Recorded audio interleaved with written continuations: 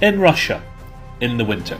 She then got hold of the newlyweds. You remember the prince and his new bride, who the priests were afraid of, and she made them parade up and down outside it, dressed ridiculously to start off with, which is bad enough. Come on, you've already made them dress up as a court jester.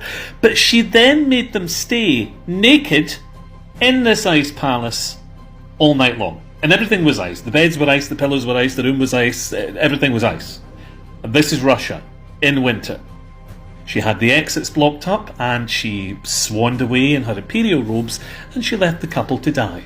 Now, they did manage to bribe their way out, apparently using a pearl necklace, and again, not a euphemism, but nevertheless, that bride, she died of pneumonia shortly thereafter.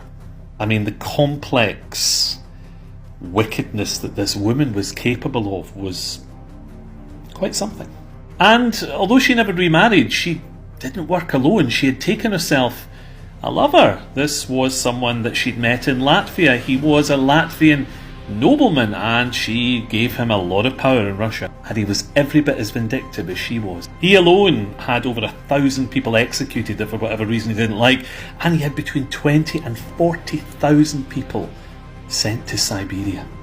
This was a terrible time in Russia for just about everyone. One of her own ministers, probably quite quietly because she wasn't good with dissenters, actually described her court as being like a ship adrift at sea that was manned by a captain and a crew who were obviously drunk. Anyone who went against her, commoner, noble, it didn't matter. Anyone who disagreed with her, noses were slit, people were beaten with iron clubs, and that was considered a light punishment. You know, people were put to death on a grand scale under this woman's reign. She was angry, she was bitter, and she was determined to take out on her entire country.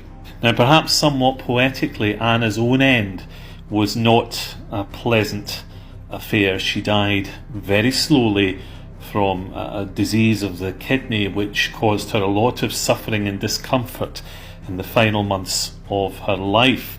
And she is remembered, well, she's literally remembered as Ivana the Terrible. She's remembered as one of Russia's worst rulers